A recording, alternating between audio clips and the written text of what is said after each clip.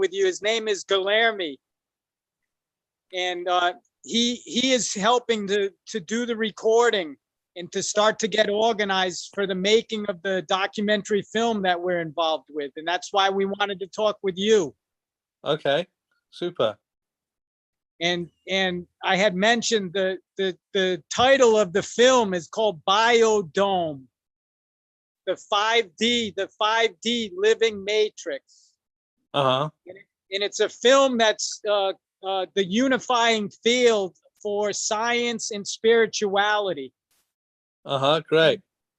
In the work that you've done in your experience, especially becoming nobody with Ram Dass, was something that I was hoping that you could just have a short conversation today with us, and that this could be the first of many conversations that we can have, but also that we can come to terms so that we can work together, and that you can join with Guilherme and let me ask you, can you co-produce? Do you enjoy co-producing with somebody? Yeah, I mean, co-producing is a very, very wide term. There are 150 different roles that could all be included under that heading. So, you know, but certainly, you know, helping out creatively and you know, being a partner in crime and giving whatever resources I have would be my pleasure. You know, like I'm totally, at this point, I'm totally open to see, you know, hear more and where it goes, and any way that I can serve, let me know. Are you working on any projects right now that you can mention? Yeah, I've just started a new movie called Awkward, which is the celebration of the sacred clown, celebration of the sacred fool, clowning, physical theater, mime artists, how the sad clown archetype is the most honest being in the room. Ram Dass was a perfect sacred fool. You know, everybody's saying, don't look at that elephant, don't look at that elephant. And then the clown walks in and goes, hey, who left this elephant here? You know, and then everyone goes, oh no, they make everybody face the truth. You know, they drag everyone out of denial. And they are like the fool in Shakespeare. They are the one who dares to speak truth to the king. Yeah. So, and we need very, very much need clowns, more clowns in our society. Yeah, definitely. So it's a film in celebration of that. One of the real interesting, actually a couple of interesting points that you raised when you talk about being a clown or clowning. One of the partners with Guilherme, his name is Felipe, and he is an actor and a clown, and he's here with us. He's here with us today, and he's part of this process. So when it comes to theater and performance and acting, that's really what Biodome is all about. That's the heart and blood and the spirit of what the Biodome project is about. But also, Jamie, in Brazil, there was a clown that became a politician. I heard that.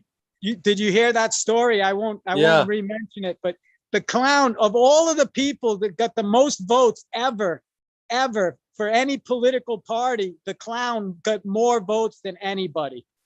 But the problem was that he wasn't literate. He couldn't sign his name. So they removed him from office. They removed him from office because he couldn't sign his name. He didn't know how to read and write. Wow. Yeah. So have you had any thoughts on how I can serve you? Like what you might need from me, and what I might help you with? Like what I might be able to give? You know, Jamie, what I was hoping for today is maybe just a little bit of inspiration from you, and also guidance, because we're not overly familiar with the process of what it takes to make a documentary film. Okay, let me talk you through how I do it. Okay, go ahead. Okay, so the first thing that makes it easier for me is that it's easier to make a chapter, than it is to make a whole arc. So don't think of the whole big thing too soon. If you can, you've got your subject, right, of whatever it is you're talking about. If you can break it down into 10 chapter headings as if you were writing a book, if you can think of 10 kind of areas which it covers, then you're making 10-minute chunks approximately, and some might come out at 13 minutes, some might come out at 6 minutes, but just approximately 10 minutes per chunk. And then, I like to put little quotes between each one, like in The Becoming Nobody, there was like a Ram Dass quote between each chunk. In One Giant Leap, we had quotes from Leonardo da Vinci and, Getty and, all these different people. But you can seamlessly put the jigsaw pieces together at the end and make an arc. But to not give yourself the burden of having to think of how can I make a 90-minute arc, it's kind of overwhelming. So for me, I break things into smaller pieces, like an album. That's the first thing. The second thing I would say is you have to. We are the servant to the art. When you make a piece of art, or when you have a child, you are the servant. It's an opportunity for you to be devotional. This project is not something that's meant to get you anything. It's not meant to get you money or get you self-esteem, or it's something you give to. So it's your job to make sure that it has its best chance. So it's very important that you don't do roles within the production that you don't want to do. Because when we're doing things we don't want to do, we do it late, we put it off, we don't do our best work, and the project suffers. So it's not being devotional to the project to do roles you don't want to do. It's better to bring in people that love admin or whatever it is you don't want to do, and give them a chunk of the profits. Be generous with it. If it doesn't matter if you hardly end up with any percentage, because 5% of something that did really well is worth more to you than 100% of something that did okay. The important thing is that it has the best chance of being amazing, because then you're the guy that made that amazing thing, and people will take your meeting till the end of the world.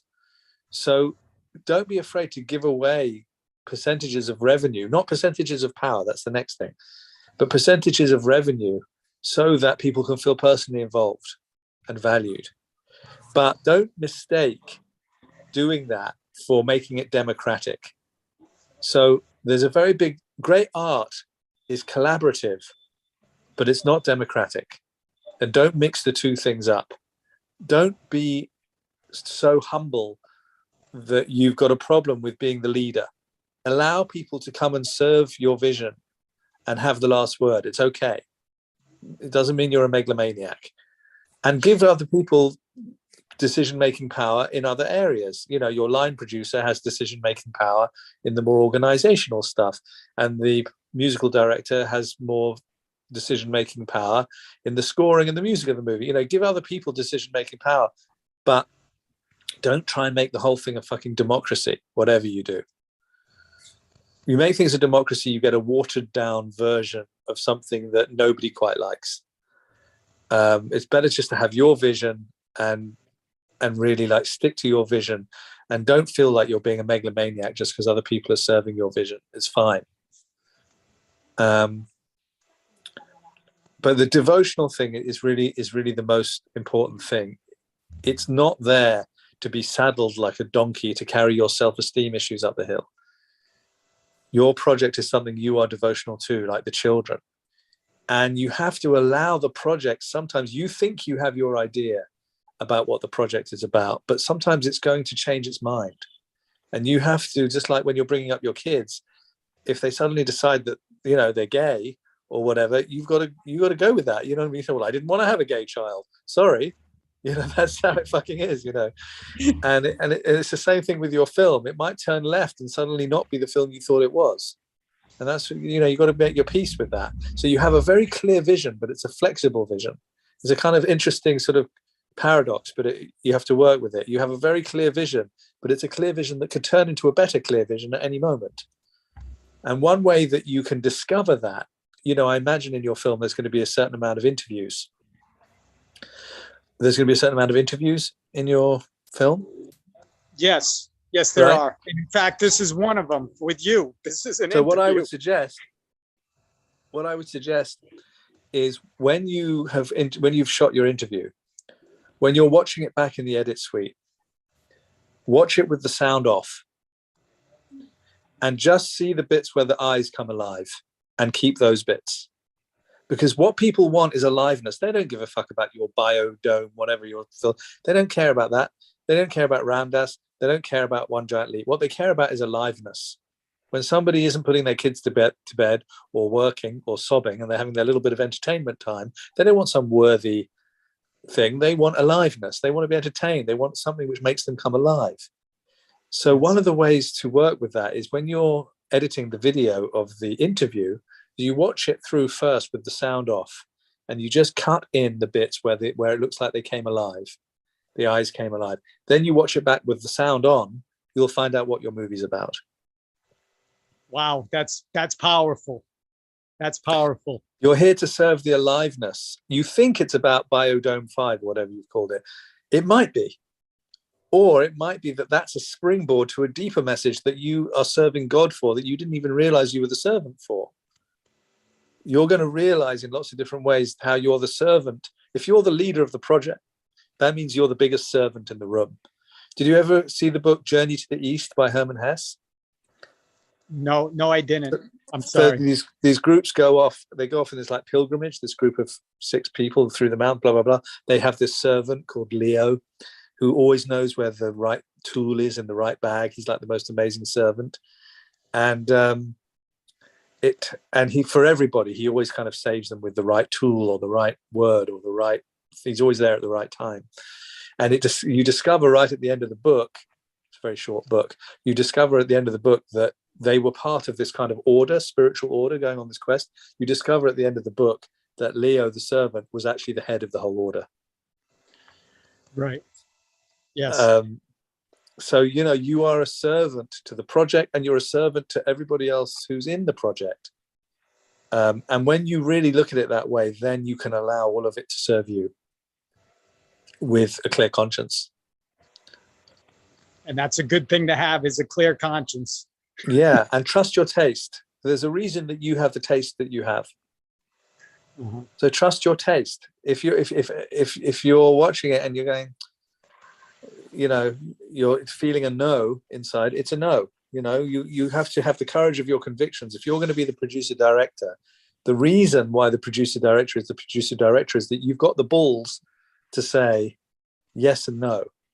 You've got the balls to say, this isn't working. We're going like with the Ramdas film, I cut it a few times and it was really good, but it wasn't as good as I wanted it to be. And I had to say to the board, I'm starting again. And they're like, no way. And I'm like, yeah, I'm starting again. And they were very kind. They allowed me to do that. And then I eventually came up with something that was great. But I had to really take the embarrassment.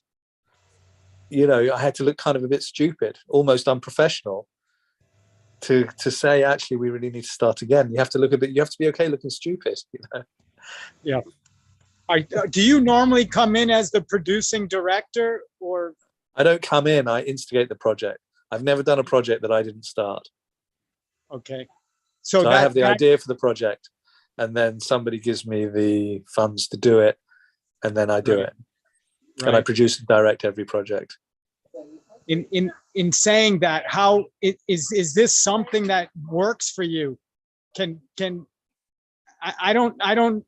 know that you're really creative and that you're a producer, because I've seen the films that you've made, and they're wonderful, and I take away a lot of valuable things that along with that. But yeah, if this is not your idea, how do we I just come on I give notes on a lot of other people's projects, like if they need to have a meeting because they need to make certain creative decisions, or they've done a cut that they need feedback on. Here we've cut this 12 minutes for the beginning of the film, can you watch it?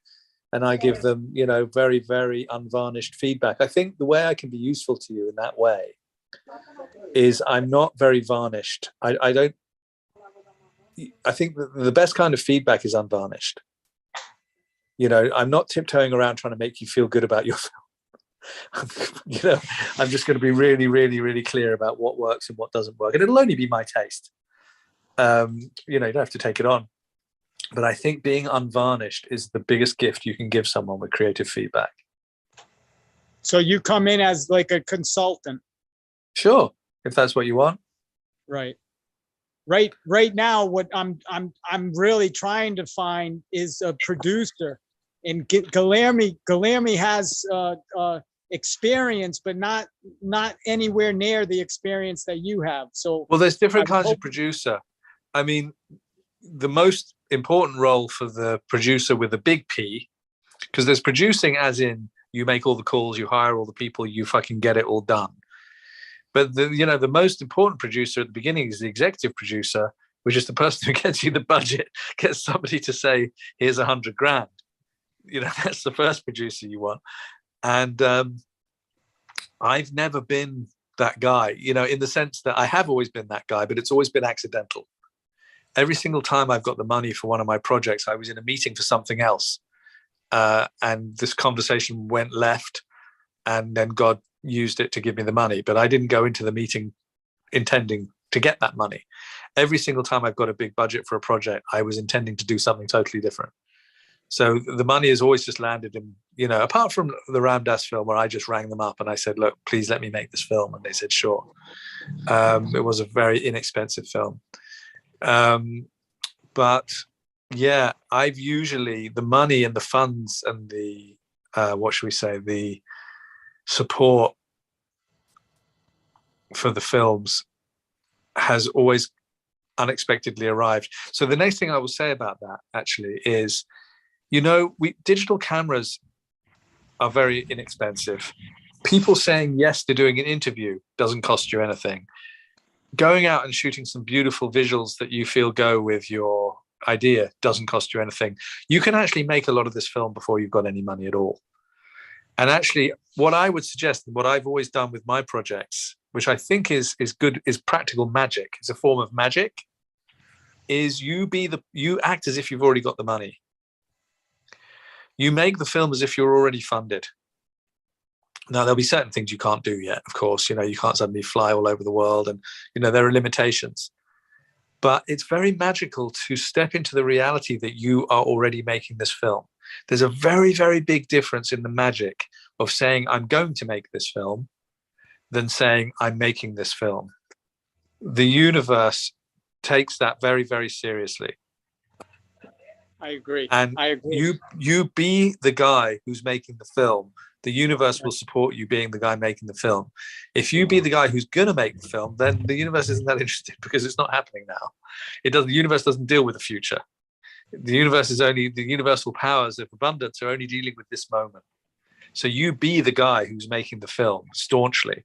It's like giving up smoking. You can't be someone who's going to give up smoking. The universe will never help you. But if you be someone who is a non-smoker, if you want to give up smoking, the best thing you can do is say, I'm a non-smoker. I'm not someone giving up smoking. I'm a non-smoker now, in this moment. And then the universe comes to your aid.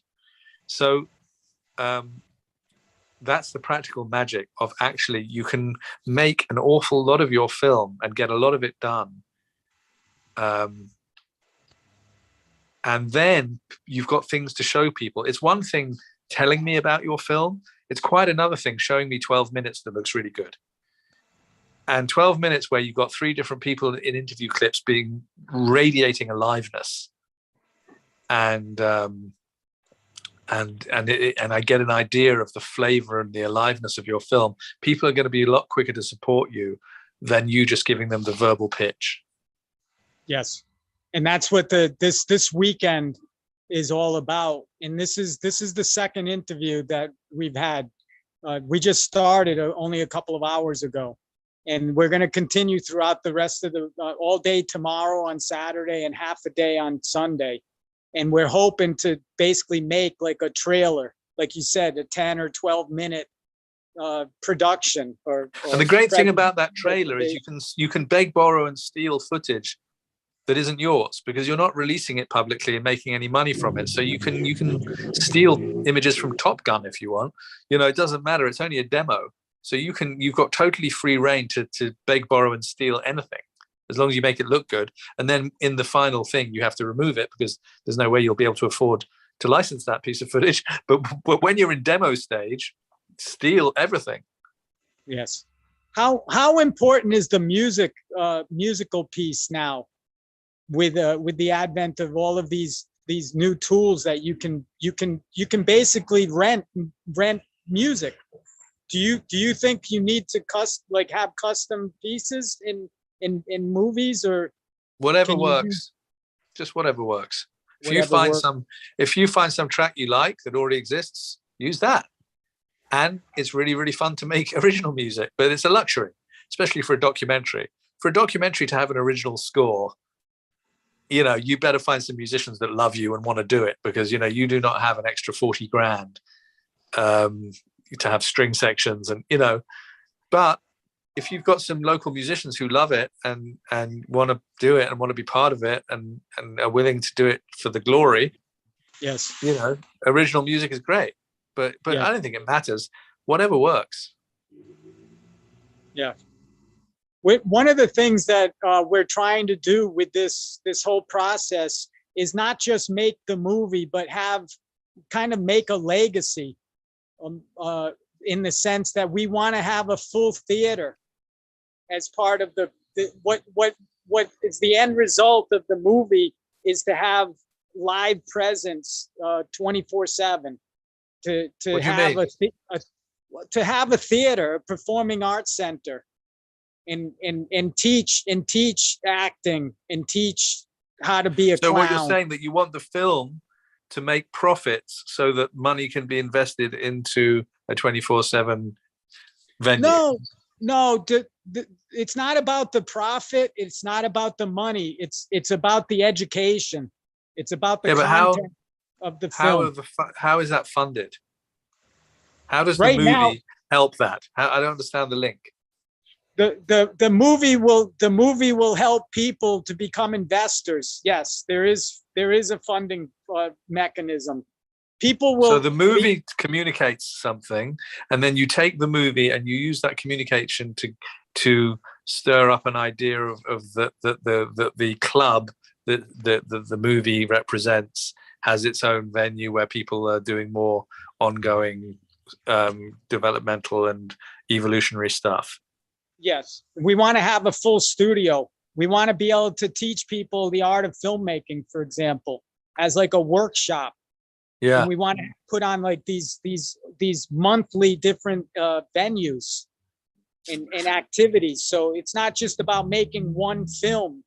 It's about really capturing the whole process and educating. I think you've just got to. I don't think you can do too many things with one film, but what you can do is you can have, at the end of the film, when you've lifted people up, like the end of the Ramdas film is the high point where the heart is the most open, and at that moment say, the journey continues. If you want to get involved with us, come to this link. You can use it as a, and also you have that on all the trailers. But I would be wary of overburdening. Don't put too much on the film's shoulders. Have that in the back of your mind, that we hope that it gets so much attention that our club gets all kinds of support. But don't put it like the burden on the film to get that for you. Okay. Because then suddenly you're not, you're confusing yourself about what you're making. Are you making a fundraising advert, or are you making a movie? And you can't do, you've got to have one of those in your mind when you're working. You can't try and be the servant of two masters. Right. I can hear that. I hear that. It's if it does help, and you do special little extra edits of the film as fundraisers, great. But I wouldn't put that too front and center. Like, have that in your mind, but make the greatest film you can make, and then use it to be advertising. But you're not making an advert. You're making a movie, I think. Yes. You're making a journey for the viewer into their own heart. Yes. Yeah. Yes. What about film festivals? Is that something that you kind of set as an objective in the beginning, or is that something that just results as the At the films end, being developed? at the end, or near the end, when it's nearly formed, you get an agent for that. That helps you? Yeah, Are you it's usually involved? Are you involved no, in festivals? No. not at all. But it's usually the distributor. You make a deal with a distributor, and their job is to sell it to Netflix and sell it to Gaia and get it into film festivals. And the distributor's going to take probably like 70% of the profits, because that's what they do. But they're responsible for monetizing what you've made. So it's good. They take a good chunk of the money because it's down to them to make money. But yeah, usually there's some sort of distributor or distributor partnership that is involved in getting it out there once you're done. Are those distributor partnerships, are they limited, or are they really vast? Is there a circle of people around the world that do this, or is it There's millions of distributors. There's distributors. There's independent distributors, and the big studios like Warner's and Sony, and they all have their own distribution in-house. And there are independent distributors like Rocco Films, who did Ramdas. They took it on as like we were their client kind of thing. Yes. And that you have it with Gaia, right? The Gaia channel? Well, exactly, because Netflix already had a 20-minute Ramdas film, so they didn't want Becoming Nobody. So failing Netflix, the next place you go is all the other, everyone wants the number one is Netflix. And if you can't get it on a Netflix, then you go to Gaia. Uh-huh. Oh, shit. You might, please don't edit that. Don't keep that part in the edit, because it's like, I don't want to be rude to Gaia. They're great. Okay. Absolutely great. Wonderful. Yeah. I watch a lot of Gaia, a lot. Yeah. It's great education. But the golden goose is Netflix, of course. Are you from London? I'm from London. Oh, there's what is London Real? Do you know London Real? Not sure. It sounds familiar. London Real. I know Brian Rose. He was running for the mayor of London. He has a podcast. Anyways, pretty interesting content that he's producing. Brian Rose. Huh. You have a busy weekend planned for yourself? Yeah, this and that. I've got quite a lot going on. I've got my new teacher training.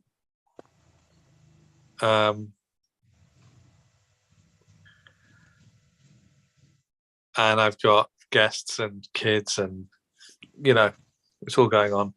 Family stuff. Yeah. Excellent.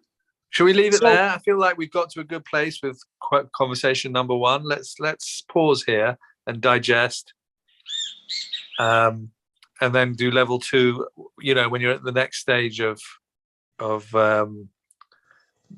progress. What do you think? I think that sounds great, Jamie. Thank you so much for participating today with me and with the other people that are here, been listening.